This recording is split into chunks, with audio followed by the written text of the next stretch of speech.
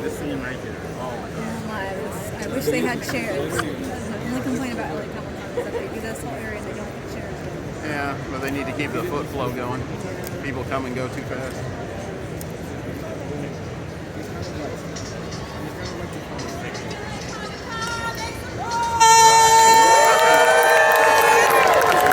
I have a question for you. Who lives in a pineapple under the sea? SpongeBob SquarePants! SpongeBob! SquarePants! SpongeBob! SquarePants! That's what I'm talking about. So, ooh, hey, SpongeBob's on your shirt. Yes! All right, get excited, everybody. Get excited because we have a very special guest coming up here. Now, who loves the Ice King from Adventure Time? Okay. Or what about the mayor from the Powerpuff Girls? Y'all know what they all have in common.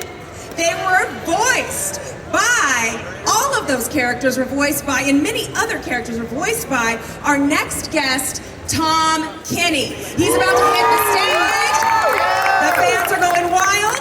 And to get this party started, I want to bring out the moderator, who is Hector Navarro. Give it up for Hector Navarro. Enjoy, have a great time. Thank you. Thank you so much. Hi, everybody.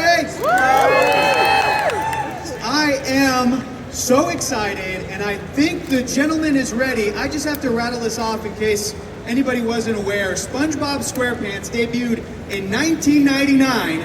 It is currently up to 278 episodes, 3 movies, and 1 musical, and much, much more. We're talking to the man himself, SpongeBob SquarePants, Mr. Tom Kenny!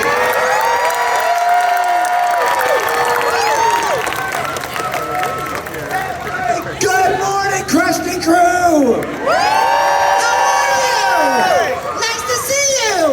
Am I too late for the Jimmy Neutron panel? When's that happening? Oh my God! I didn't know Carolyn Lawrence was going to be here for that. I'm like Sandy the Squirrel and SpongeBob are hanging out. And we're actually sober because it's early in the morning. You know those Texas people. Come on. How you guys doing? Hi, everybody. Wow. Look at that VIP lounge. That is some fancy living. Tom, everybody is so excited to see you. I want to try and get to some questions and answers, some Q&As from the fans, so we're going to get Cool. to that real soon. We've got 30 minutes for this panel, but I wanted to ask you some stuff. First of all... Great. Is that your way of telling me keep your answers short? No. Because you babble? Yeah, okay. As long as you want. But I hope I said that right. Is that the current state of the SpongeBob universe? You're doing 3 shows right now, right? Let everybody know like where you guys are Yes, at. well, there's SpongeBob, there's Camp Coral, there's the Patrick Show, and then there's, the occasional project that they're working on. There's always a feature or a special or, what they call movies. Who knows where those are going to wind up, some streaming service somewhere. But yeah, it's always this constant. It's constant, and so yeah, it's crazy. Like my day is probably, I probably work on SpongeBob stuff a good 4 days a week, like 3 or 4 days, 4 days. Yeah, full days. And then the day that's not SpongeBob is the day where they jam pack everything that's not SpongeBob in, right? So that's your Rick and Morty's and your Star Trek Lower Decks and all your stuff like that. So it's insane. I always say like I always feel like I'm on a treadmill that's on 11, And I was like, Jane, stop this crazy thing, like the Jetsons. But it's always, I love it. I wouldn't have it any other way. I like being employed. If you have a job that you like, it seems weird to not do as much of it as you can. Well, people still want you. I'm a working actor, ladies and gentlemen, right there, Tom Kenny. I think you're going to be employed. I think you're set. I think you're good. Yes, and I direct all the stuff in the SpongeBob universe too. I'm also the voice director for all things SpongeBob for the last. Can we get a round of applause for that? I don't think enough people know that. You are the voice director for the 3 SpongeBob shows. Yes, and the other stuff. And so, were you nominated for an Emmy for voice directing as well, or for your role? Yes, I was nominated, I think, last year and lost. But this year I'm nominated for voice acting. For voice acting. Right now. What's funny is, I did not, the first 20 years SpongeBob was on, I didn't even get a ghost of an Emmy nomination right now. Like 20 years, I'm like, okay, I guess whatever. But then suddenly, after 20 years, suddenly I started getting nominated for Emmys. I guess they noticed SpongeBob was on or something. It took 20 years. And to go back to your voice directing, I have heard rumors that, like, because you have that double side of the job, you're SpongeBob, you're also voice directing the shows, that even when you're in recording sessions for other shows, like you mentioned, your Star Treks and all the other stuff, that you're working on SpongeBob scripts. Is that true? Like, in between takes, are you doing Well, you know, you use all parts of the buffalo every time there's, you know what I mean? Whenever there's any downtime, oh great. And especially because of pandemic, 99% of the stuff is still over Zoom. You know, you're directing everybody over Zoom. I think with SpongeBob, we're supposed to start going back into the studio for ensemble records either next week or the week after. But since 2020, it's all been on Zoom. So in a way, that kind of sucks, but in a way, it's kind of nice because you can just go, wow, instead of driving across town, I just changed Zoom windows. You know, it's like wow, I guess that was my commute. That was pretty cool. Wait, you know, are they booking you for different jobs like a minute apart? Is that what it is? It gets pretty tight, and then there's also some stuff I direct for DreamWorks and Netflix and stuff like that. A lot of which I can't talk about yet. That is also voice directing stuff. So and then you have to prepare that stuff. You know, you gotta look at the storyboards. You gotta be really conversant with everybody's part, the storyboards, the scripts. I mean, you gotta be on top of everything because there's so many moving parts. So it's kind of like Frogger. You know what I mean? I always feel like that old video game Frogger. Like I'm just trying to cross the freeway without getting flattened. You know, and so far I haven't been quite flattened yet. So. You are seriously at an 11, sir. You're not kidding. So I wanted to ask: was SpongeBob? Was that the first project that you voice directed on? Was that the first one? Yes, yes. What made you decide to want to get into voice directing on top of all the other stuff you were doing? I never did. I like that was not an aspiration of mine at all to be a voice director because, you know, I've worked with great voiceover directors, you know, voice directors, Andrea Romano, Colette Sunderman, Charlie Adler, you know, all these people. And I'm like, I can't do that and I don't want to do that. And, you know, it came like so many good things in my life. It came from Steve Hillenburg. Wow. It came from Steve Hillenburg. Shout out to Steven Hillenburg, ladies and gentlemen. SpongeBob's father.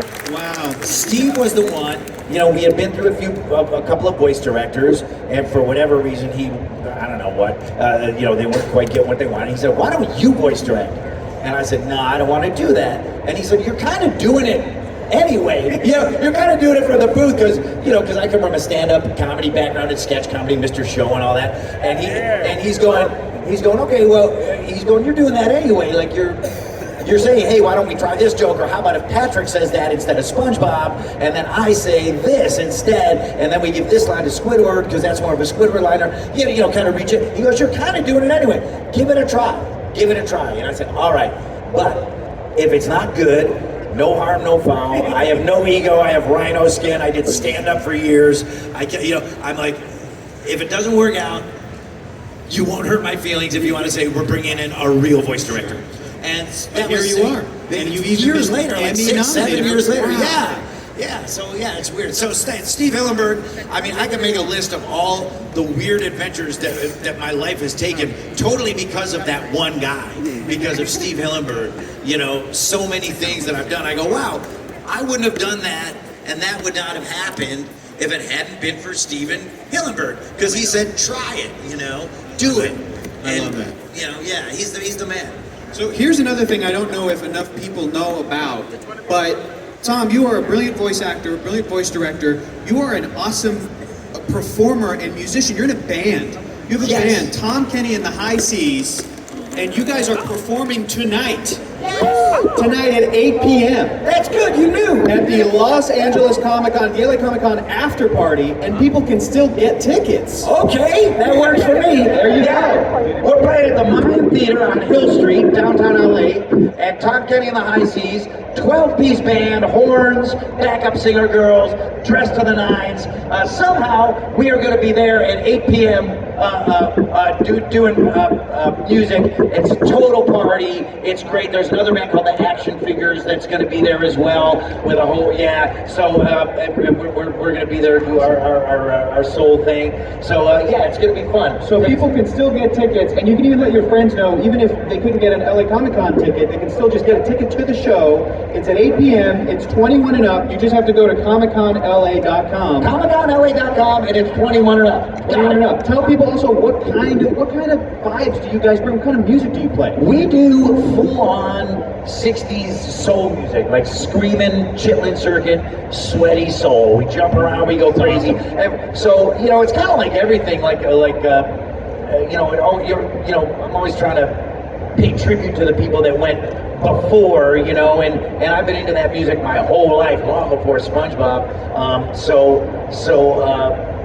that's what we do. Sam Cooke, the Five Royales, Gary U.S. Bonds, Bobby Lewis, just like all those great purveyors of like us American sweaty rock and roll. And a lot of them did not get their due when they were around. You know what I mean? Like even if they sold records, I guess if people dance to us and go, hey, the SpongeBob guy's got a band, and then they go, wow, this is pretty cool. What is this music? And then they look up those people. We're also going to be doing Best Day Ever and Don't Be a Jerk, It's Christmas, all that kind of stuff. It's fun to do those SpongeBob songs live. It's really fun. Well, that's the other great thing about SpongeBob is that the music is so good. It has been from when it started. It's so cool that you guys incorporate that in there.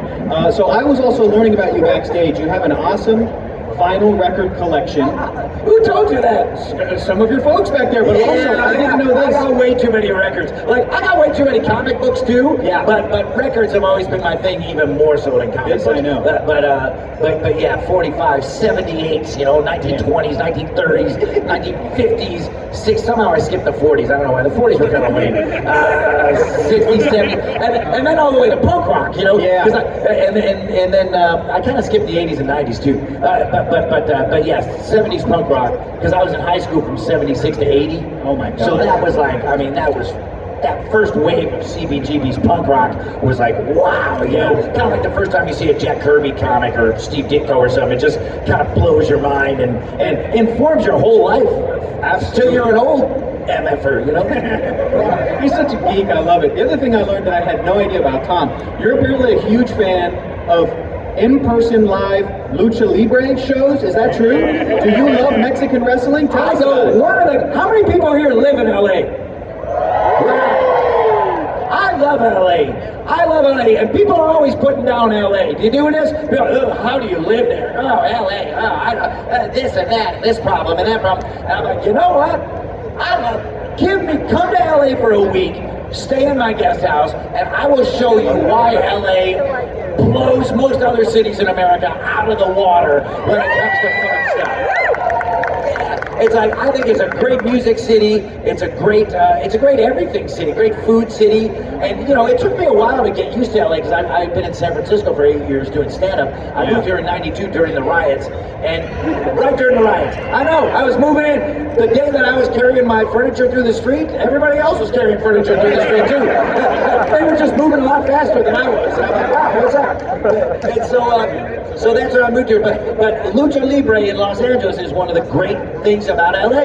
You can go down to East LA, you can go down to the barrio, and you can just see this amazing, real Mexican wrestling. And again, it's inspirational for me because those guys, those performers, they're not making $1 billion, you know what I mean? And they are just giving it their everything and everything for the fans, literally just injuring themselves because they love it, And so I just went to one last week, and then the place we're performing at tonight, the Mayan Theater. I performed on that stage a lot of times as an MC for Lucha Vavoom, which is a show that's been going on in LA forever that combines burlesque acts, so you're definitely 21 plus, burlesque acts and Mexican wrestling. So there's a wrestling match, there's a peeler. There's a wrestling match, there's a peeler.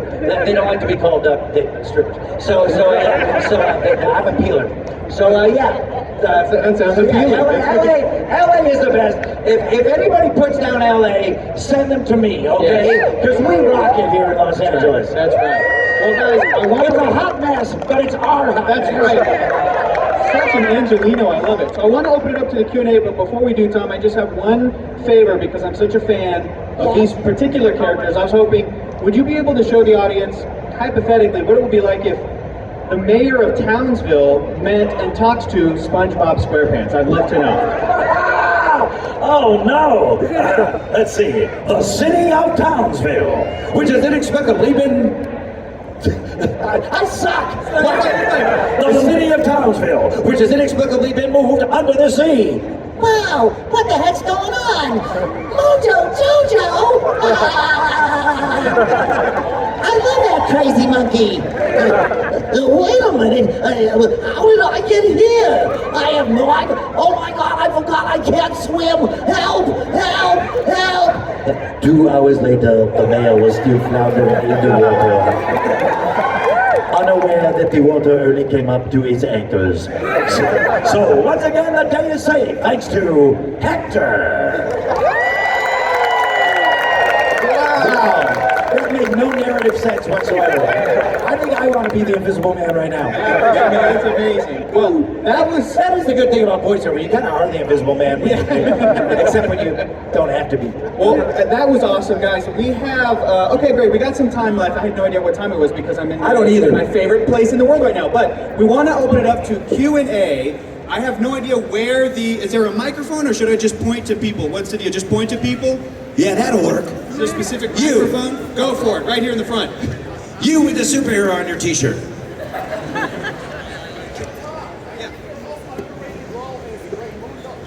Hey Tom, I think your most underrated role is Raymundo from Shaolin Showdown. What'd you like about playing him, especially how he started as a jerk and then becomes the leader at the end? Yeah! Raymundo, Shaolin Showdown. I loved Raymundo. He was great. Yeah, I love Shaolin Showdown. That was a great, and Bob Motz worked on that show, who did so much other stuff, a lot of it for Disney. Yeah, Raymundo was great. You know, he was so great.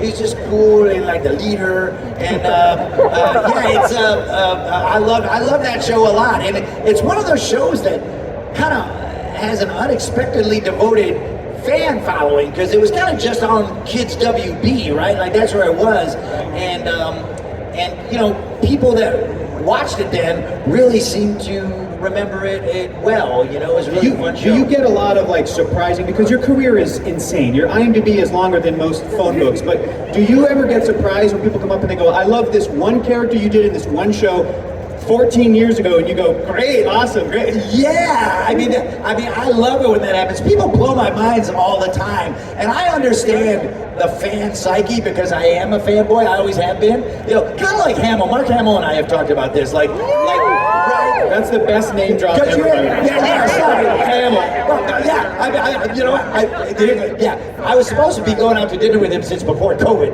and then when COVID lifted a little bit, we were supposed to go to dinner, and then he was shooting something up in Vancouver that went long. So we just got together. So this is a fresh conversation. Yeah, and our wives love each other. So this is a fresh conversation. Like Mark and I were talking about Obscure coming at it from the fan point of view, right? Like Harrison Ford's all cranky, he doesn't understand you guys. Mark and I are like, we are you guys, you know what I mean? I mean, I understand the fan psyche, and there's so many bands and comics artists and animators that I love that might not be considered the A-list of the A-list, right? Right. So I love it when somebody pulls something off of my resume that's obscure. That's a little more obscure. And one thing I realize is that, you know, whatever you do, there's always somebody who that's their thing. Yes. You know what I mean? Like some show that you go, oh, that's too bad that got canceled after one season. Or, oh, that video game was fun. It took me 20 minutes. The check cleared. That was good.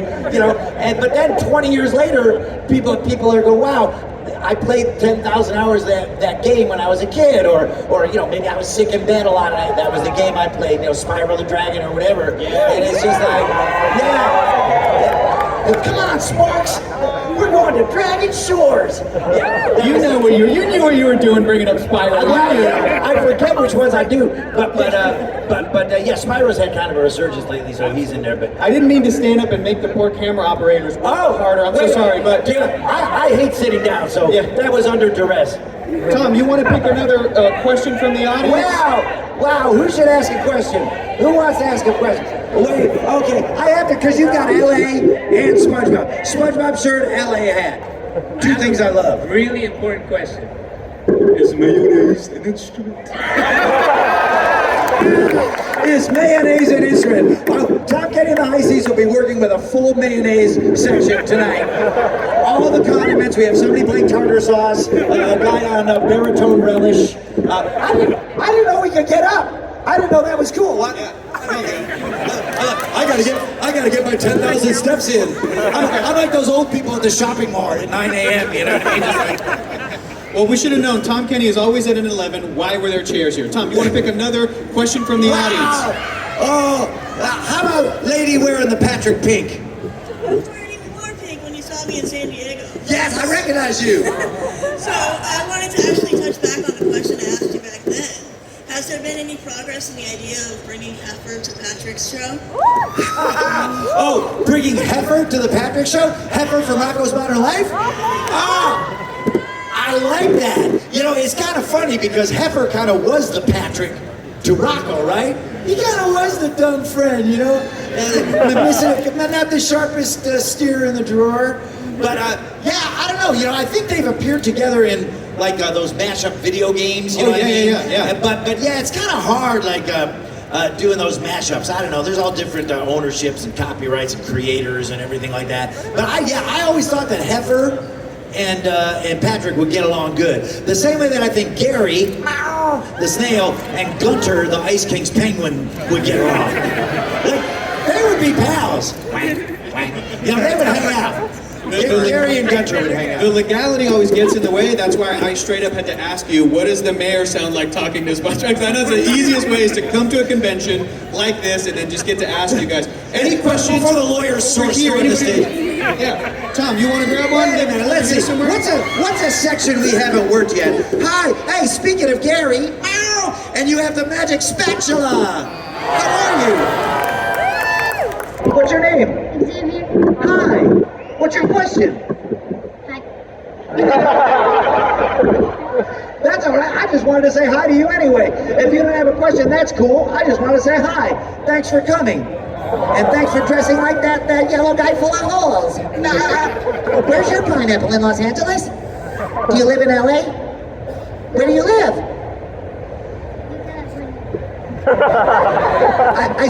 He's like, this guy's gonna come to my house if I tell him. Well, thanks, Four Eyes. But nice to see you.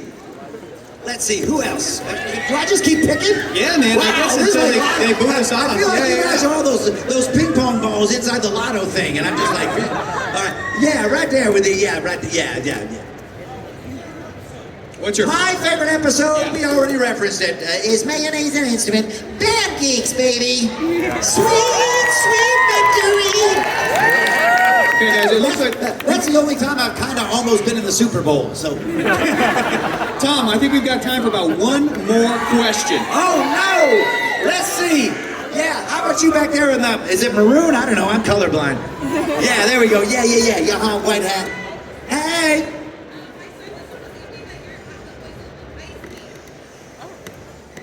Your son, who's down there somewhere. Okay, there he is. Hi. Doesn't believe that I'm the voice of the Ice King? I'm not. I've been lying about it for years. I'm a pathological liar. It's like the talented Mr. Ripley, the untalented Mr. Ripley. That's me. No, yes, of course. I do the Ice King on Adventure Time. I do him too. Gunter, did you like stanky poo poo? Gunter. At least Gary used the litter box. Yeah. Guys, remember, Tom Kenny is going to be performing tonight with the High Seas, 8 p.m. Get your tickets. Let's hear it, everybody, for the legend, Tom Kenny!